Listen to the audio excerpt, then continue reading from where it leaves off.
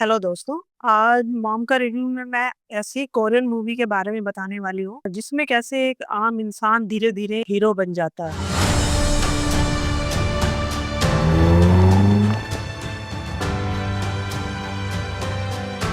सन 1980 में south Korea के Seoul में एक टैक्सी ड्राइवर अपनी आराम से कि साधारण सी जिंदगी जी रहा होता है। उसके संग उसकी एक बेटी होती है, उसकी वाइफ नहीं होती। वो अपनी 11 साल की बेटी के संग रह रहा होता है। तो जिस मकान में रह रहा होता है उसमें थोड़ी सी उसको दिक्कतें आती हैं कि भाई मकान मालिक बार बार उसको बोलती है किराए के लिए, तो वो पैसों के लिए थोड़ा सा परेशान सा रहता है। थोड़े टाइम बाद उसको पता चलता है कि भाई एक वहाँ पे जगह है जुआंगजू। वहां पे अगर कोई भी सवारी कि पैसेंजर को लेके जाएगा तो उसको 1 लाख रुपए मिलेंगे। तो उसको तो पैसों की जरूरत होती है, वो जाने के लिए तैयार हो जाता है। लेकिन वहां पे ये कंडीशन होती है कि भाई थोड़ी बहुत इंग्लिश बोलनी आनी चाहिए, लेकिन उसको तो इतनी आती नहीं होती, लेकिन फिर भी वो टूटी फूटी बोल लेता है और वो तैयार हो जाता है जाने के लिए। तो वो उसको फिर लेके जाता है ग्वांजू जगह में जहाँ उसको जाना होता है। और जब वो रास्ते में जा रहा होता है तो उसको उसकी हिंदी समझ नहीं आती, उसको उसकी इंग्लिश समझ नहीं आती। वो अपनी टूटी फूटी मारता है और वो अपनी इंग्लिश में बोलता है, तो वो टूटी फूटी से जैसे उसको समझाता जाता है। वो भी काफी अच्छा सीन था। रास्ते में उनको आर्मी भी रोकते हैं, लेकिन फिर भी वो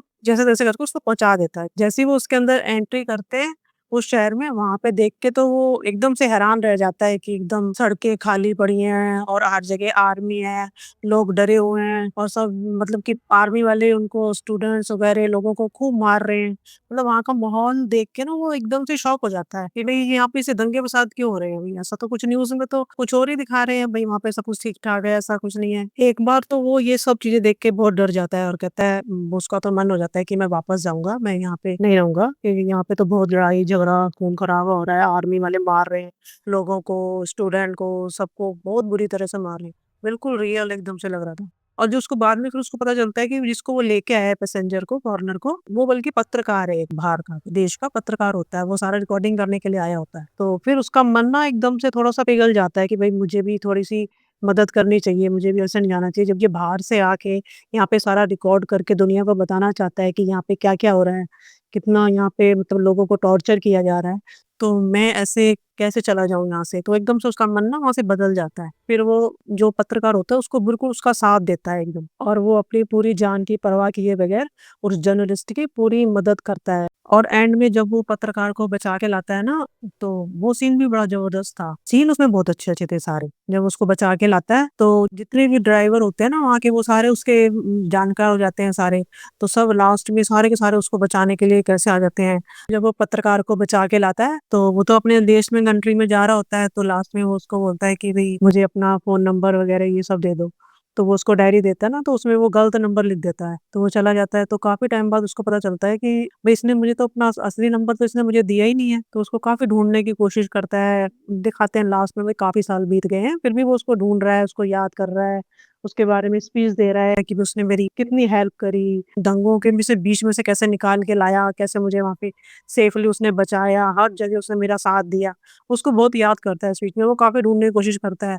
फिर वो अखबार में भी छपवाता है भी, एक बार मैं तुम्हें मिलना चाहता हूँ, लेकिन उसको कहीं भी वो मिल नहीं पाता उससे। लेकिन जो किम वो होता है उसको भी एक अखबार के थ्रू पता चल जाता है कि भाई ये मेरे को ढूंढ रहा है। ये बड़ा इमोशनल था लास्ट में कि भाई सब कुछ किया लेकिन उसने फिर भी अपनी पहचान है ना वो छुपाए रखी कि भाई मैं दुनिया के सामने नहीं आना चाहता, मैं ज्यादा कोई हीरो नहीं बनना चाहता। कितनी बड़ी बात है। लेकिन आजकल तो कोई तो थोड़ा सा भी किसी की हेल्प कर दे, कुछ काम कर दे, तो लोग कितने कि शो ऑफ करते हैं कि हमने ये किया यूं किया।